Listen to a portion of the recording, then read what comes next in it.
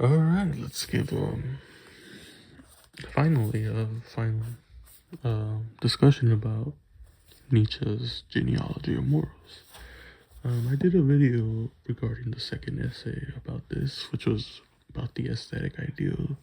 Oh no, the third essay, because the third essay is the aesthetic ideals. The other one is um, conscious and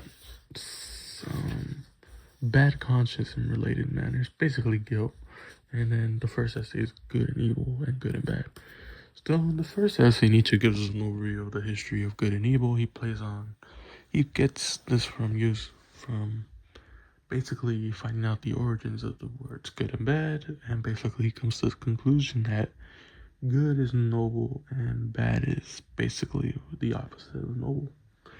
And he pretty much concludes that this is going back to dating of the resentment of basically the lower class, the slums of society, against the nobles. They basically ended up flipping what the nobles thought good as bad, and what they thought and what the nobles thought as bad, like meekness and whatnot, to be the new good.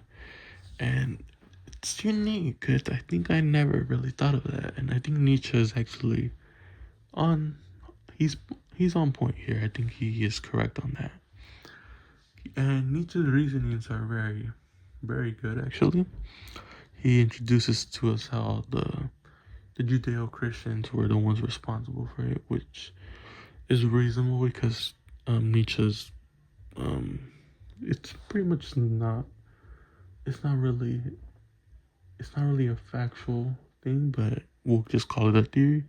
Nietzsche basically theorizes that the Judeo-Christians were the ones that did this out of hatred for the noble and the aristocratics. And of course, this led to them just really just changing the morality of things. That's how they ended up winning the war against Rome and oppression, of course, because these people were, by all means, they were oppressed pretty much.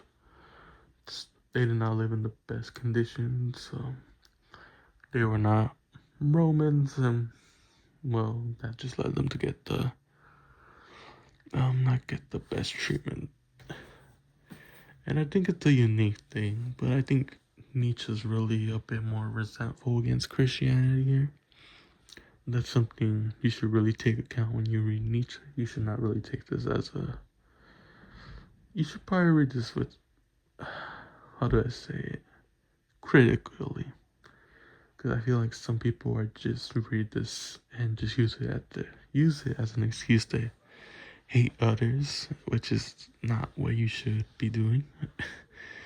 I think you should read this critically and trying to understand Nietzsche, and you can really get an idea of why Nietzsche seems a bit more hateful towards the Judeo and Christian world. And if you just learn about Nietzsche's life, you'll realize this. Nietzsche did not have the best life, and it was pretty apparent. And then we got Bad and Conscious, which is basically Nietzsche just giving us what guilt and bad conscience and related matters is. And then we also have what the aesthetic ideals, and this basically, I feel like Nietzsche condemns the aesthetic ideals, even though he explains that philosophers are, in a way, immoderate themselves, actually. And they, in a way, are like aesthetics too, because they dedicate to obtaining this knowledge and whatnot. And that's something that we have to take notice. And something that he made me actually realize that, in a way, I am not as moderate as I thought I was. Actually pretty immoderate because I'm also a consumer of knowledge as well. And is that a bad thing? Yes and no.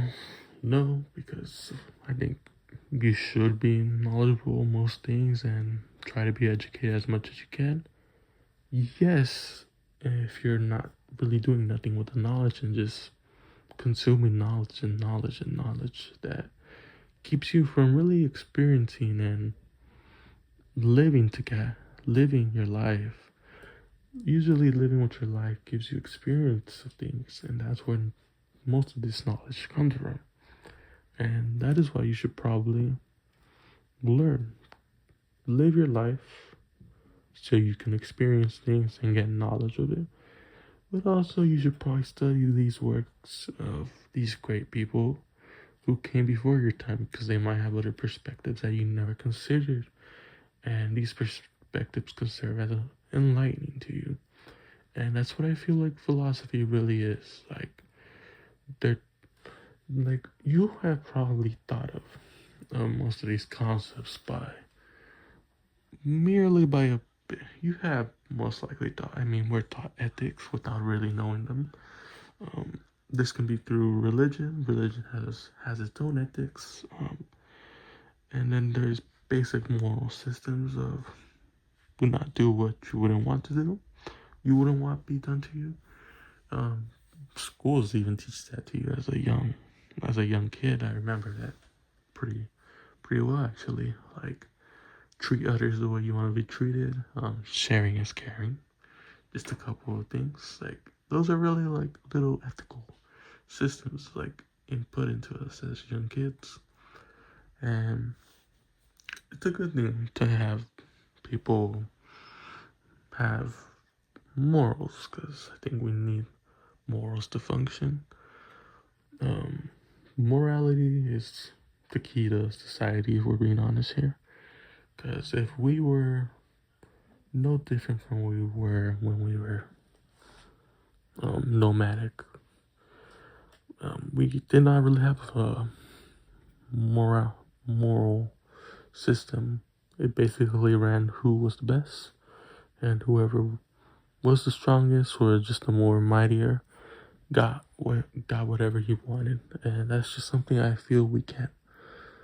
I mean, some people would love that, and some people would thrive off that. But the thing is, I don't think we will ever see that again, because most of the most powerful people in the world likely will not have be in the position they are right now if that system of morality changed. And that the reason that is because there's just people are born different in different natures, in different settings, and in different religions, and different races, different countries. Like, there's just so many factors that go into this morals, like how your morals develop. And the genealogy of morals is a great example. Explain the origins of these morals by going into the origins of the meanings good and bad, studying guilt and consciousness. And then there's also the whole aesthetic ideal thing, where Nietzsche is he's not really condoning it.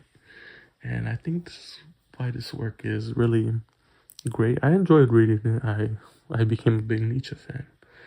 I'm not really supportive of most of his views, but I just think he's a really damn good writer.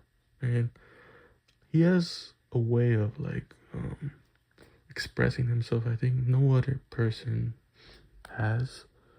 And he really does a thorough examination of humankind's transformation from like I said before, when we were a nomadic species where we were we were barbaric in a way, and then how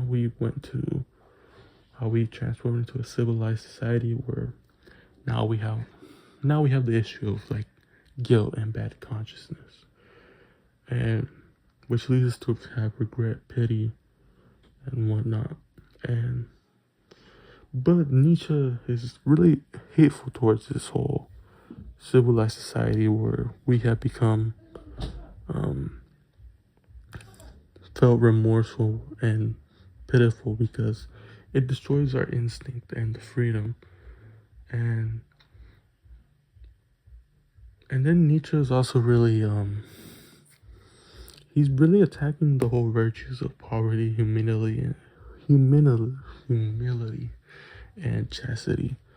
because they're so central to the Judeo-Christian religion. And basically, he's very daring. This is what I got out of it. Basically, Nietzsche is basically like a food inspector inspecting the worst of the worst and giving up his opinions and opinions of the whole good and bad consciousness and the whole aesthetic ideal, and he's kind of condemning it as like this is just something that we're not really essential for. I mean, it is essential, but basically it's immoderate and that it's hurting our society more than it's actually benefiting it. And that's pretty much what this whole entire genealogy of morals is.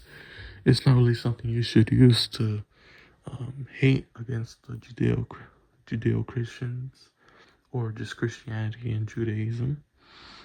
And, well, people's interpretations are going to be quite differently. That's something that none of us can avoid. But one thing we can do is just acknowledge that this work of Nietzsche's was a pretty damn good one. He was a genius beyond his time, ahead of his time, more appropriately to say. And, well, thank you for watching, and see you in the next video.